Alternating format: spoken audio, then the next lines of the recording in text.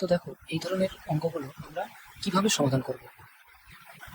প্রথমে এখানে কি আছে, 2 to the power x equals to 3 to the power Y equals to 6 to the power minus Z, তাই তো?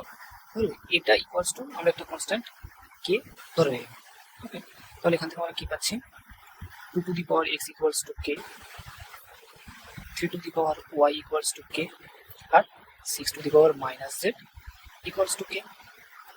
তাহলে এখান থেকে কি আসছে, 2 ইকুয়ালস টু কি হবে আমাদের, k to the power 1 by x, right?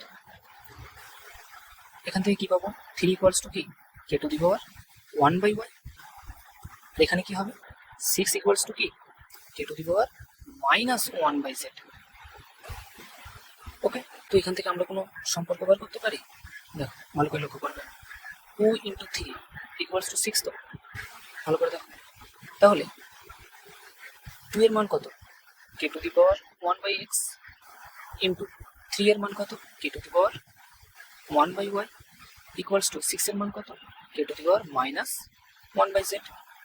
তাহলে এখান থেকে আমাদের কি দাঁড়াচ্ছে, k to the power 1 by x plus 1 by y equals to কি, k to the power minus 1 by z. তাহলে এখান থেকে আমরা কি পাচ্ছি, এখানে আছে কি k to the power 1 by x plus 1 by y, আর এখানে আছে কি k to the power minus 1 by z. তাহলে এখান থেকে আমরা লিখতে পারি 1 by x plus 1 by y equals to minus 1 by z. পারি না? তাহলে মাইনাস 1 বাই জেডটাকে আমরা এদিকে আনবো, 1 by x plus 1 by Y plus 1 by Z equals to কি 0।